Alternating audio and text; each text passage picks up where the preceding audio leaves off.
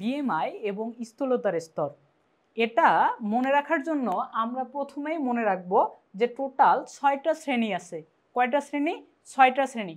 তাহলে প্রথমটা হচ্ছে লেস দ্যান 18.5, এটা হচ্ছে 18.5 টু 25। ঠিক আছে, তো আমরা সরাসরি 25 লিখবো না, একটু কম, হ্যাঁ 25-এর একটু কম, 24.99। তাহলে এটা 25 থেকে 30, 25 থেকে 30, 30 না একটু কম, 29.99। তাহলে এটা 30 থেকে 35 লিখবো 34.99। এবার আসো 35 থেকে 39.99, আর এটা হবে গ্রেটার দেন 40। ওকে, তাহলে কোন মানুষগুলো কোন শ্রেণীতে পড়বে সেটা একটু দেখি।